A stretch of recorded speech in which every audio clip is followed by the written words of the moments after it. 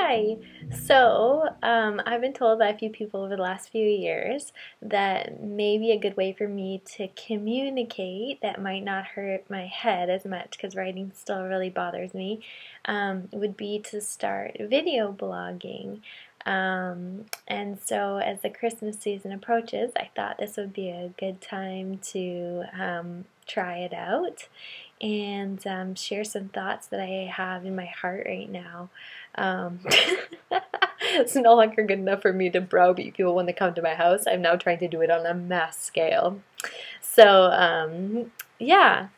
I was going for a walk earlier this week with my mom, and we were singing Christmas carols at the top of our lungs, as we do. Sorry, neighbors. And we started to sing "Oh Holy Night" together. And we came across a line while we were singing, "A thrill of hope, the weary world rejoices." And something about that line just struck me because I felt like, man, it's been a year where it just feels like the whole world is really weary. I don't know if any of you can relate to that, but I just feel like that with everything that's been happening with Ebola and ISIS and the Ukraine and Sudan and the Central African Republic and on, that there's just so many things that I can mention. And then in my own community this year, I witnessed a lot of loss, and a lot of the people that I love are really struggling, whether that's loss of dreams or health or even lives, you know. And then in my own family, I'm still struggling with a head injury as I've journeyed through this for now over a year and a half. And my mom has struggled with breast cancer this year, and is still struggling with vertigo and a lot of different things. So I was just thinking that sometimes as we come up to Christmas, this season of light, that it can be that we don't always feel full of light, and that sometimes that we feel actually quite weary and dim, and that sometimes we feel in the season of light that we are actually in the darkness. Sometimes it seems as though the narrow way is shrouded in darkness, actually. And when it's dark, it can be really hard to imagine yourself on the other side of the darkness. It can be really hard to imagine yourself engaging in the light of Christmas. And so if that's where you find yourself today, I just wanted to share a little encouragement because I've been in that place a lot of times this year. And God has really been speaking to me about the beauty of the dark place. Um, so as we look at Scripture, we actually see that in 2 Chronicles 6:1 that God says that He dwells in thick darkness. And then in Psalm 18:11 it says that God shrouds Himself in the darkness.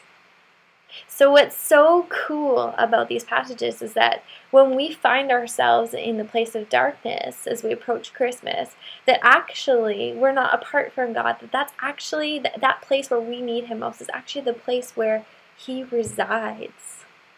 So that darkness is the place that is not apart from God. And I just think that for me personally, that was such a beautiful reminder when I see that passage and I find myself in that place. I just feel like God is near. And I just want to tell you, if you are in the dark place right now, God is near. And the darkness, even though it's a hard place, is not necessarily a bad place. The darkness can be the place that reminds us again of our weakness, of our deep need for God.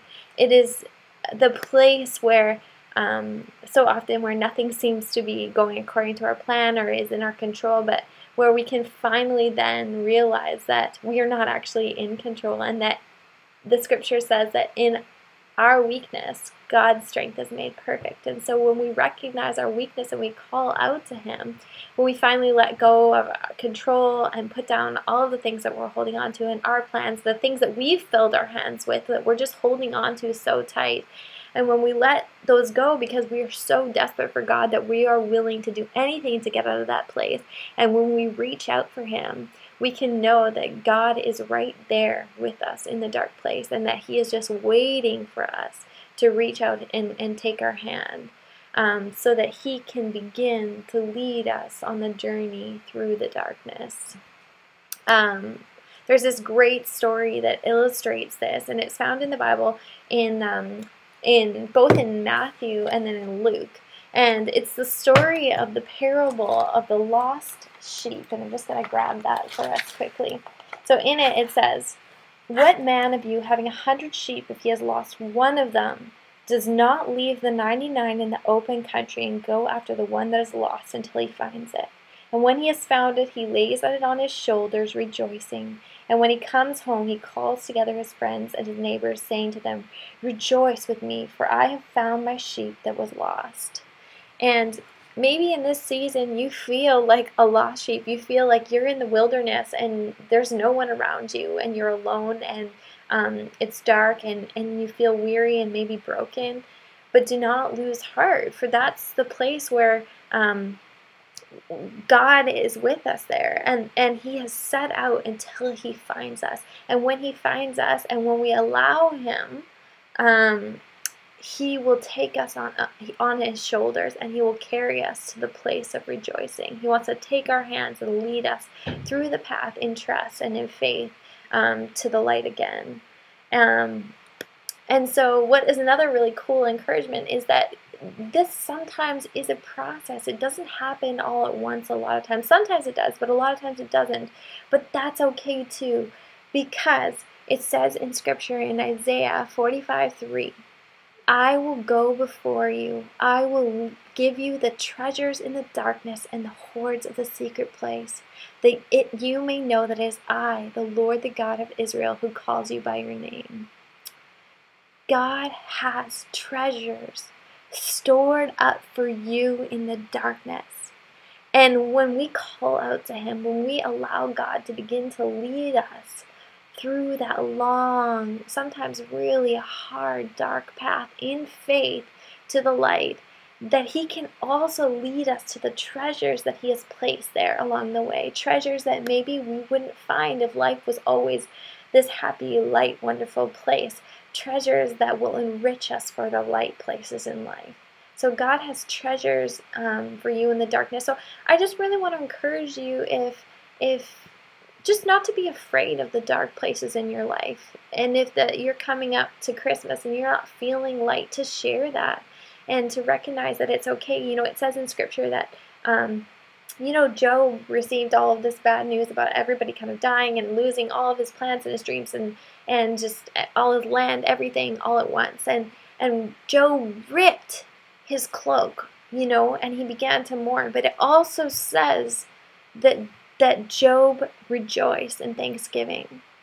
And so I think that, as we are recognizing the fullness of the hard place we might find ourselves in, that I really want to just remind you to continue to rejoice, especially in this season. For the thrill of hope is that Christ is come and that your story is not yet done. Just like Job's story wasn't done, your story is not yet done. And in Isaiah 60, verse 1, there's a promise that you shall see and be radiant, and your heart shall thrill and exult.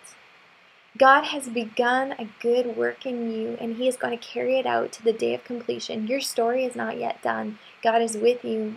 He has treasures for you, and he's carrying you through the darkness to the light, for he promises, "Arise, arise, your light has come, and the glory of the Lord is risen upon you." And as Christmas, the season of light, comes, I want to remind you not to lose heart. There's hope. A miracle happened just over 2,000 years ago. God came as man. He died and rose again, and he made it so that the everlasting light conquered the darkness, conquered that weariness of the world. And the promise that came with that is that God will be our everlasting light, and our day of mourning will end, and that in spite of our circumstances, we may have life, and life to the full. So do not lose heart, Lord, or my friends. I hope today that you feel a thrill of hope. Even in your weariness, you rejoice. Merry Christmas. Thanks so much for taking the time to pray for me, and I'm praying for you. Take care.